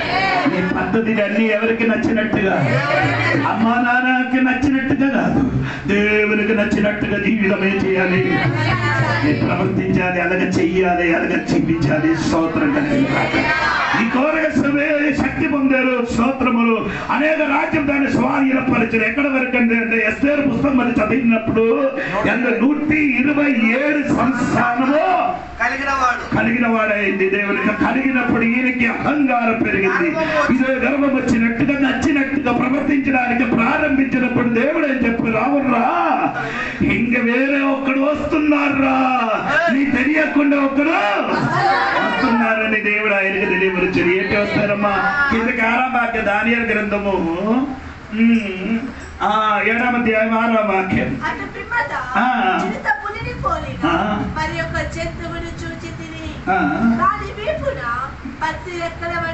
స్తోత్రం చెప్పండి. ఎవరు వచ్చారండి? దేవునికి స్తోత్రం కలిగా. అయితే కోరగసి ఎలాగంటండి? ఎనుగువంటి అయితే పొట్టేలు ఏమవుతున్నది? ఎనుగువంటి అయితే ఇంకా వచ్చిన ఏమంటే చిత్తపులి. స్తోత్రం. అది ఎక్కడ అంటే మీరు చూడండి, దానియేలు గ్రంథము 2వ అధ్యాయం 32వ వాక్యం చూడండి. 2వ అధ్యాయం 32. ఒకటి అది మనం నేర్చుకున్నారు. 2 వెండిది అది మనం నేర్చుకున్నాము. 3వది ఉదరమును తొడలను ఇత్తడి. ఉదరములు తొడలను ఇత్తడి. ఆ ఇత్తడి ఎవరైనా దారిలో చూసినప్పుడు వారి చిత్తపులి అంటారు. 6వ వాక్యం చదవమ్మా. 6వ వాక్యం.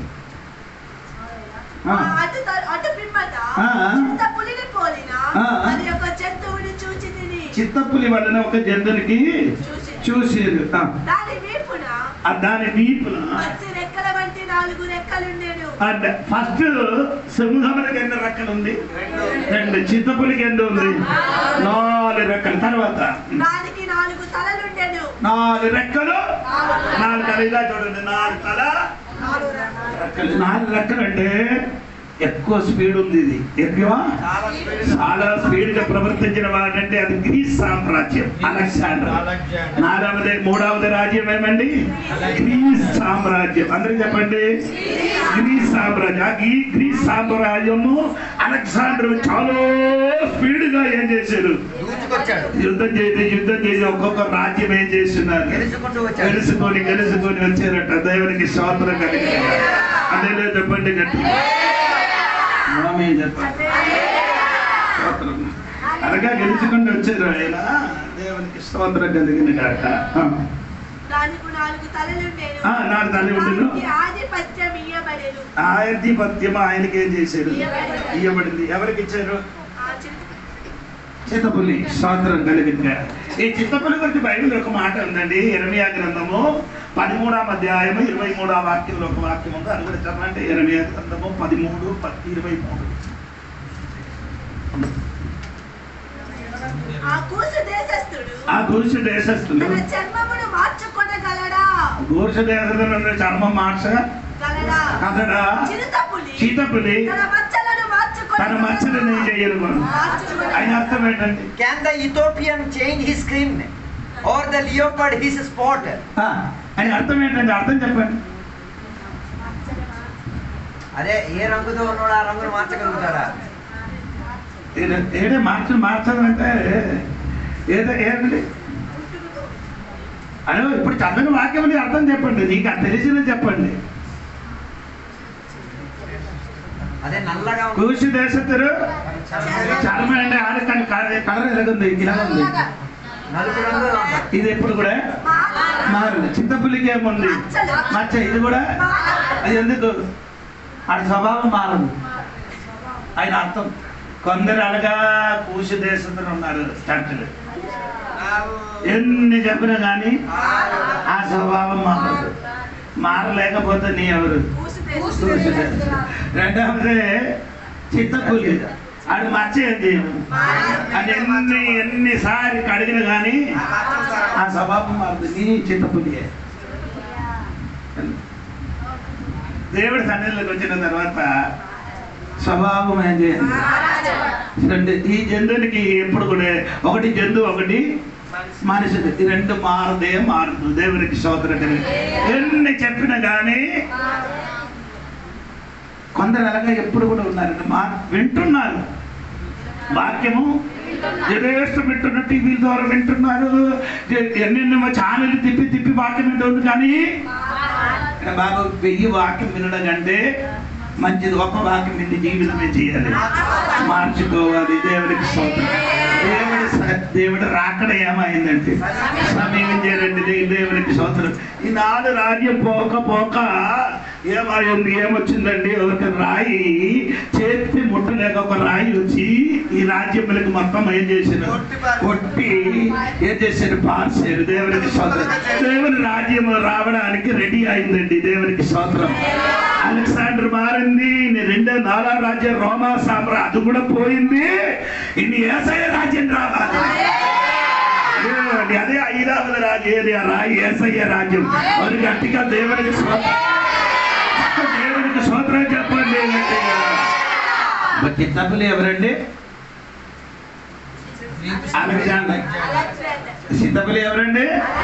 అలెగ్జాండర్. దేవునికి స్తోత్రం కలిగింది. అది నీకు తెలియనప్పుడు ఇంకొక మాట కూడా ఉందండి. దానియేలు గ్రంథం 8వ అధ్యాయము 5వ వాక్యం చూడండి.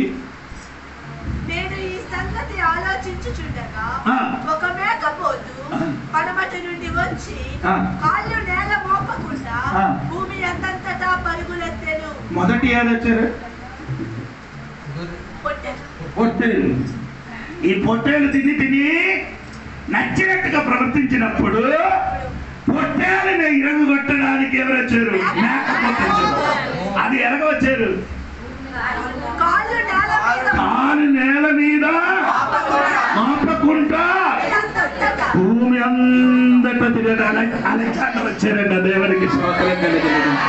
మరి గట్టిగా స్తోత్రం చెప్పండి. అలెగ్జాండర్ ప్రపంచ భూములన్నీ తిరిగిన మన ఇండియాకి కూడా వచ్చారు. ఇండియాకి కూడా వచ్చినది ఆ ఇండియన్ మహాసముద్రములు చూసి, సముద్రము నీ కూడా ఒక దేశం అయితే నిన్ను కూడా ఆక్రమించి స్వాధీనపరచమని చెప్పినప్పుడు అక్కడ వచ్చినప్పుడు చాలా చల్లగా ఉన్న చోటలు నీళ్ళు ముడిగి స్నానం చెయ్యడము, దోమలు కాటడము, జ్వరం వచ్చింది. 33వ వయసులో చనిపోయారు. దేవునికి స్తోత్రం. గట్టిగా దేవునికి స్తోత్రం. ఈ 4 తల ఆయన చనిపోయిన తర్వాత ఈ రాజ్యం 4గా అలెగ్జాండర్ చనిపోయిన తర్వాత 4 రాజ్యం ఏమైంది? మొదటి రాజ్యములు త్రోవాస్ ఏషియా మైనర్, త్రోవాస్ ఏషియా మైనర్ లిసమకసుండే చేతులకి అప్పగించింది. లిసమక ఆ రాజుల చేతికి వచ్చింది. రెండవది ఏమంటే మాసలోనియా గ్రీస్ కాసండ్ర చేతికి అప్పగించారు. మూడవది టోలమీద చేతికి ఈజిప్ట్ ఫలస్తీన్ అప్పగించారు. 4 సెలూకస్ సిరియా పెర్షియా రాజ్యం అప్పగించారు. ఈ రాజ్యం 4గా ఏమైంది? తెగిపోయి. ఎవరికి? ఈ రాజులు చచ్చిపోయినప్పుడు, అలెగ్జాండర్ చనిపోయిన తర్వాత ఈ రాజ్యం ఏమైంది? 4గా విభజించారు. దేవునికి స్తోత్రం. ఏది? గ్రీక్ సామ్రాజ్యం. అప్పుడు గ్రీక్ సామ్రాజ్యంలో ఏదైతే వచ్చారు మర్చిపోకూడదు. బబిలోన్ వచ్చింది, నాద్య పార్షి వచ్చింది, లిబియా వచ్చింది, లిబియా వచ్చి ఈజిప్ట్ వచ్చింది. స్తోత్రం. ఇదన్నీ స్వాధీనపరిచి వచ్చారు. ఎవడి? అలెగ్జాండర్ స్వాధీనపరిచిన 33వ వయసు ఆయన ఏమైంది? దోమలు కొట్టి ఆయనకు జ్వరం వచ్చి ఆయన చచ్చిపోయారు. చచ్చిపోయిన వెంటనే ఆయన రాజ్యం ఏమైంది? గట్టిగా దేవునికి స్తోత్రం. దేవునికి స్తోత్రం. 4గా విభజించిన తర్వాత ఇంకొక రాజ్యం కూడా ఉంది. దేవునికి స్తోత్రం కలిగింది.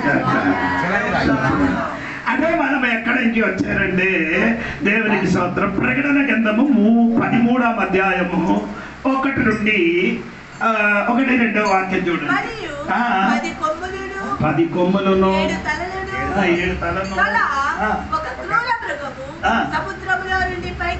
అది రోమా సామ్రాజ్యం అండి. ఎక్కడి నుంచి వచ్చింది? అది సముద్రములో నుండి వచ్చింది అని దానికి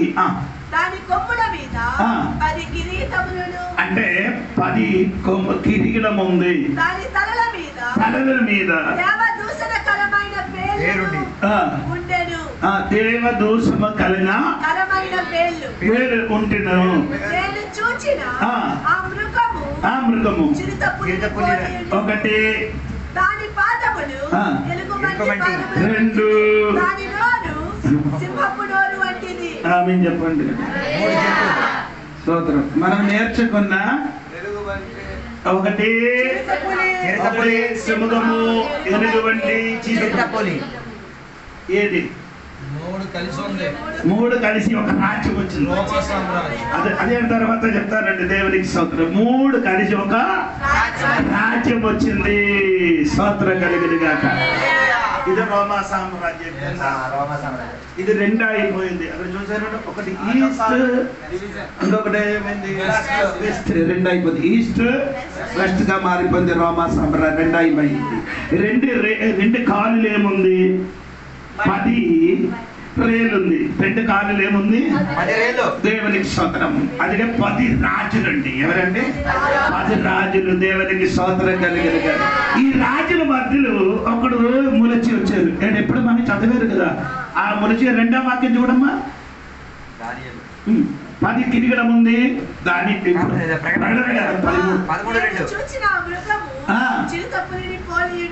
ఒకటి, 2 అంటే 3 రాజ్యములు కలిగిన స్వభావం ఎటువంటిదో అటువంటి ఒక స్వభావం కలిగిన వాడు. తర్వాత తన బలమును, తన సింహాసనమును, గొప్ప అధికారమును ఇచ్చెను. దాని తలలో అది కాదు పైన 1-2 వాక్యం. దాని కొమ్ముల మీద 10 కిరీటములను దాని తలల మీద దేవదూషణకరమైన పేర్లను ఉండెను. అంటే తన మీద ఏమండి దేవదూషణ చెప్పిన ఏమండి పేర్లు ఉంటాయి. ఏంటి అది?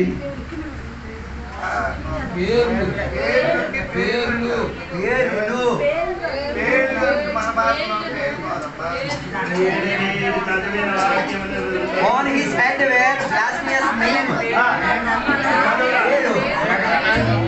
చదవడం బాబు.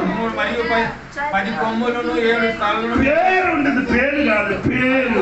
దాని కొమ్ముల మీద 10 కిరీటం, దాని కళ్ళ మీద దేవదోషకరమైన పేర్లు. పేరు నేను చదవడం కలిసి చదవండి. నేను అడుగుతున్నాను ఏంటది, నాకు కూడా అర్థం కాదు. అంటే అటువంటి నామం కలిగిన ఒక పేరు స్తోత్రం కలిగిన కాక అది వేరే ఎవరు కాదు, అంత్యక్రీస్తువే. ఎవరండి అది? అంత్యక్రీస్తువే. దేవునికి స్తోత్రం చెప్పండి, దేవునికి స్తోత్రం చెప్పాలి గట్టిగా. అంటే ఆ మొదటి వాక్యములు చదివితే ఒకసారి కూడా చదవడం. మొదటి వాక్యం 10 కొమ్ములు, అది 10 కొమ్ము ఉంది, 7 తల. అదే 10 కొమ్ము 10 రాజులు మనకు అర్థమైంది. 7 తల అదే అంటే 10 గడమ. 10 గడమ 9 10 వాక్యం చూడండి. ఇదిగో జ్ఞానము గల మనస్సు కనబడెను. ఆ 7 తలలు ఆ స్త్రీ కూర్చున్న 7 కొండలు. ఆ తర్వాత ఉందమ్మా. మరియు 7 రాజులు కలరు. 5 కూలిపోయి. అంటే రెండు అర్థం అక్కడ చెప్పుతున్నాను. 7 తలకి 2 అర్థం. 7 కొండలు, 7 కొండ, 7 రాజులు, 7 రాజు 2 అర్థం చెప్పుతున్నాను. ఒకసారి వినండి వినండి వినండి. 7 తల ఏమంటే అది ఎక్కడ ఉందో చూడండి, మీకు అందరికీ తెలుసండి. దేవునికి స్తోత్రం. అది 7 కొండ. ఎవరంటే రోమా సామ్రాజ్యుల రోమలున్న ఒక పెద్ద చర్చ్ ఉంది. ఆ చర్చ్ పేరండి వతికాన్ అని చెప్తున్నారు. హెడ్ క్వార్టర్ ఎక్కడే? పోపు గారు ఉన్న చోటకి వతికానం అని చెప్పినది. ఆ వతికానములో 7 కొండ పైన వారి కట్టిన ఒక చర్చ్ అక్కడ ఉంది. Roman Catholic church.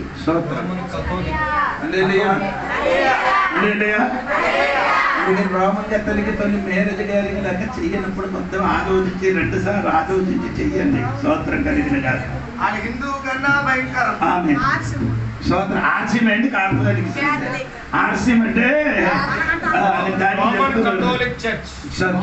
స్తోత్రం.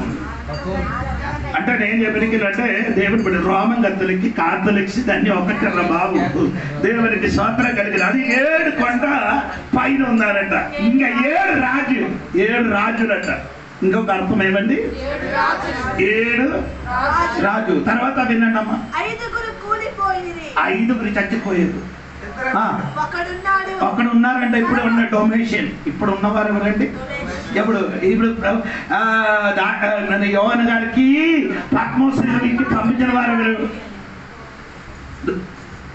యోహాను గారికి పద్మోసులకి పంపించిన వారు ఎవరు? యోహాను గారికి పద్మోస్ దీపులో పంపించిన రాజు ఎవరు?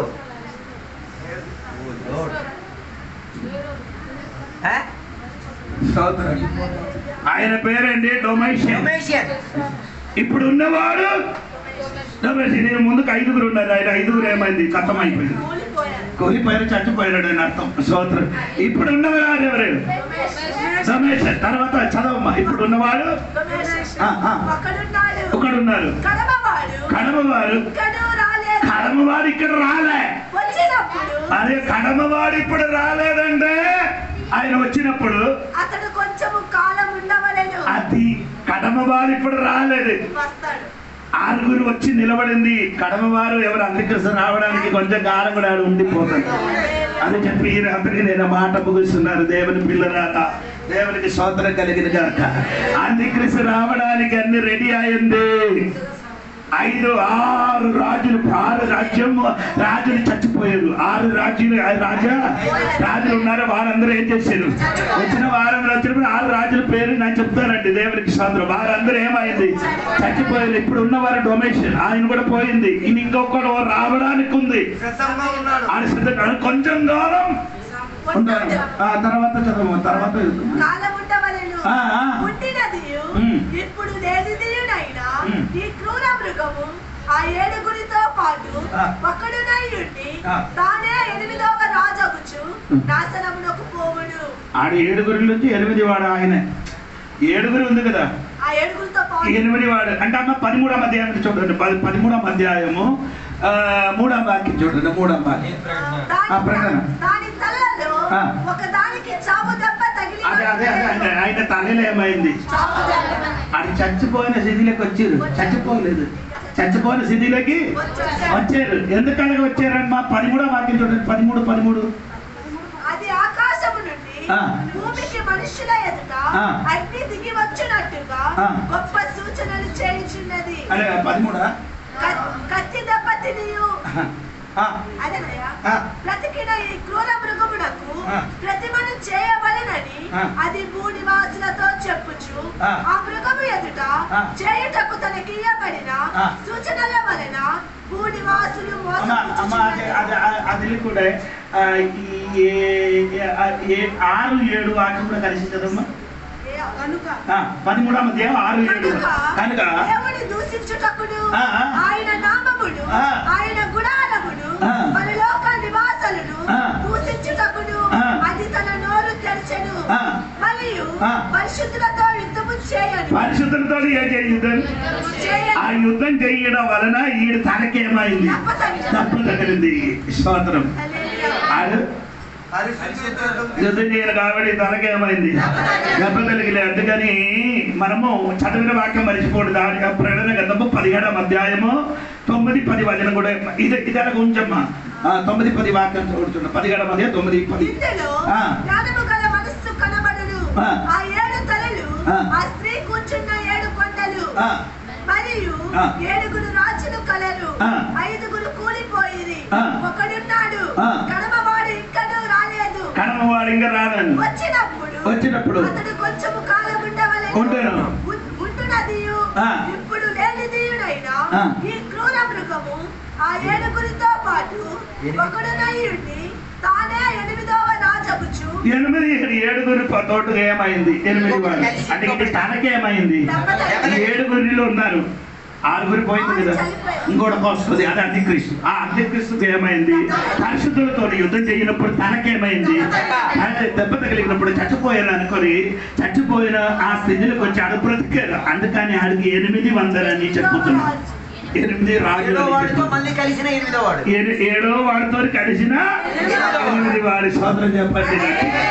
అది గట్టిగా సోదరం చెప్పాలి, ఇంకా సోదరం చెప్పాలి. అందుకే రాజ్యం భూమిలో సాధింపబడడానికి అన్ని రెడీ అయింది. దేవునికి స్తోత్రం కలిగిన నీకు ఎంతమందికి అర్థమైందని తెలుసా? ఈ సంఘం భూమి నుండి పైకి వెళ్ళిపోవడానికి రెడీ అయిందట. స్తోత్రం. ఎందుకు రెడీ అయిందంటే ఈ చూసిన 4 రాజ్యం ఏమైంది, కోల్పోయింది. ఇది 10 రాజ్యము రాజులు రావాలి. 10 రాజ్యము అది కూడా ఇప్పుడు సెట్ అయ్యింది. 10 రాజ్యము కలిసి యూరో అని ఒక డబ్బు బయటికి తెచ్చారు. స్తోత్రం. 10 రాజ్యం కలిసిపోయారు. దేవునికి స్తోత్రం కలిగిన గాక. ఈ 10 రాజ్యం మధ్య నుండి ఒకడు ఏమవుతుంది, అది ఆయన ఎక్కడి నుంచి వస్తారు, సిరియా నుంచి వస్తుంది. ఆయన ఎక్కడి నుంచి వస్తుంది, సిరియా దేశం. అదొక తర్వాత నేను చెప్తానండి. సిరియా దేశం నుండి అంత్యక్రీస్తు బయటికి వస్తుంది. ఎందుకు వస్తుంది అని అంటే అందరు చెప్తున్నారు, వీరందరి రాజ్యంలో ఒక్కొక్క ప్రధానమంత్రి ఉంటే వారు బాగా చక్కగా పరిపాలన చెయ్యను, అందరికంటే ఒక్కడు ఉంటే మంచిది అని చెప్తున్నారు. ఎందుకంటే ఈయన భయంకర ఇదేంటంటే మోసం చెయ్యని వాడు. ఈయన భయంకర మోసం చేయను. ఈ వ్యక్తి వచ్చినప్పుడు సాధారణ వ్యక్తి కాదు. సోదరుడు ఆడ అబద్ధ ప్రవక్తలు. ఆయన ఏం చేస్తున్నారు, అబద్ధం చెప్పిన వాడు. అది మాత్రం కాదు, అబద్ధ ప్రవక్తలు చెప్పినప్పుడు అంటే ఎవరి దగ్గర ఆడికి ఏముంది, అన్ని సంఘము మధ్యలో ఈడుగా ఒక పెద్ద లీడర్ గా కనిపిస్తుంది. అబద్ధ ప్రవక్తలు కదా. రెండవదే పొలిటిక్స్ మ్యాన్. రెండవది ఏమంటే అంటే ఒక రాజకీయ నాయకుడు అలగంటి వాడు రావాలంటే అనుకుంటుంది. అలగంటి వారు మాత్రం వస్తే ఆయన ఒక యూదులు రావాలి. ఆయన ఒక యూదులు ఆడితే మాత్రం యూదులతో ఏమవుతుంది? దేవునికి స్తోత్రం కలిగిందిగా. అది గట్టిగా స్తోత్రం చెప్పండి. క్రీస్తు భూమిలో పరిపాలన జరిగిన మునుపు దేవుడు సంఘ భూమి నుండి ఎక్కడికి వెళ్ళిపోతుంది? పైకి వెళ్ళిపోతున్నారు. కానీ పరిపాలన జరిగిన మునుపు ఏమాడుతున్నారు? ఈ రాయి బయటికి వస్తుంది. 4వ రాజ్యం ఇదే అండి. దేవునికి స్తోత్రం. ఆయన 10 కొమ్ములు చూడండి, పన్ను చూడండి, సుముఖమైన ఆయన శరీరములు చూడండి. స్తోత్రం కలిగిన 3 మృగములు స్వభావం కలిసిన ఒక రాజ్యం వస్తుంది. స్తోత్రం కలిగిన రోమా సామ్రాజ్యం వస్తుంది. దేవునికి స్తోత్రం. ఇదన్నీ దానియేలు గారికి దేవుడు బయలుపరిచాడు. దానియేలుగా మాత్రం కాదు, అది యోహాను గారికి కూడా దేవుడు బయలుపరిచాడు. రాబోయే దినములు జరగబడడానికి ఉన్న సంగతి కూడా బయలుపరిచినప్పుడు దేవుడు సంఘములను తెలిసినప్పుడు ఏం చెయ్యాలంటే సిద్ధపడాలి. ఏ సేవలకు సిద్ధపడాలి. దేవునికి స్తోత్రం కలిగిన గాక. హల్లెలూయా. యేసయ్య రాజ్య భూమిని సాధించబడడానికి దేవుడు అన్ని సిద్ధపరచుకొని వస్తున్నారు. దేవుడు రాజ్య భూమిని స్థాపింపబడడానికి దేవుడు పని ఏం చేస్తున్నారు? సిద్ధపరచుకొని వస్తున్నారు. అనగా సిద్ధపరచుకొని వచ్చినప్పుడు సంఘం కూడా సిద్ధపడి ఏం చేయాలి? ఎత్తబడాలి. దేవునికి స్తోత్రం. దేవునికి స్తోత్రం. హల్లెలూయా, హల్లెలూయా. అందుకే దేవుడు విడుదల సంగమా దేవునికి స్తోత్రం కలిగింది గాక. ఈ చిత్రం మీ మనసును పోకూడదండి. దేవునికి స్తోత్రం కలిగింది గాక. ఇదిగో ఆ మనిషిని వచ్చినారు. మనుషులు తన మీద కొందరు చిన్న ముఖం వచ్చినప్పుడు వస్తున్నారు కదా. దానియేలు గ్రంథం 8 మనం ఇంకా దినములు చదివిన వెంటనే దానియేలు గ్రంథం 2వ అధ్యాయం 7వ అధ్యాయం 8వ అధ్యాయం దానియేలు గ్రంథం 2వ అధ్యాయం అదే దానియేలు గ్రంథం 2వ అధ్యాయం 7వ అధ్యాయం 8వ అధ్యాయం మీరు ఖచ్చితంగా వచ్చిన వారు నేర్చుకొని రావాలి. స్తోత్రం కలిగింది గాక. హల్లెలూయా. చెప్పండి గట్టిగా. ఈ రాత్రి దేవునికి స్తోత్రం. అన్ని రాజ్యం ఏమారుతుందో మారిపోతున్నారు. మారలేని రాజ్యం రావడానికి సిద్ధంగా ఉంది. యేసయ్య రాజ్యం త్వరగా రాబోతున్నారు. అందుకని సిద్ధపడతాం. యేసయ్య రాజ్యములో ఎత్తబడతాం. ఈ వాక్య ద్వారా దేవుడు మన దీవించిన గాక. నీవు లేని రోజు అసలు రోజే కాదయ్యా. నీవు లేని బతుకు అసలు బతుకే కాదయ్యా. నీవు లేని రోజు అసలు రోజే కాదయ్యా. నీవు లేని బతుకు అసలు బతుకే కాదయ్యా. నీవే లేకపోతే నేను అసలే లేనయ్యా. నీవే లేకపోతే నేను అసలే లేనయ్యా. నీవే లేకపోతే అసలు లేనయ్యా. బాధకము వేళలో నెమ్మది నాకిచ్చావు. నా కన్నీరు తుడిచి నా చేయి పట్టావు. బాధకము నెమ్మది నాకిచ్చావు. నా కన్నీరు తుడిచి నా చేయి పట్టావు. నన్ను విడవనన్నావు.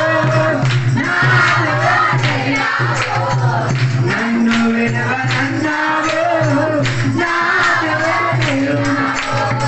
నీవే లేకపోతే అసలే లేనయ్యా. నీవే లేకపోతే అసలే లేనయ్యా. ప్రార్థన చేద్దాం. మన మధ్యలో భాస్కర్ పాస్టర్ గారు ఉన్నారు. ప్రార్థన చేసి మనం చేస్తాం. ప్రార్థన చేసుకుందాం. శాశ్వతమైన ప్రేమతో మమ్మల్ని ప్రేమించిన మీ పరలోకపు తండ్రి, మీ ఉన్నతమైన పవిత్రమైన నామమునకు వందనాలు చెల్లిస్తున్నాం. ఈ సాయంకాల వేళలో మీ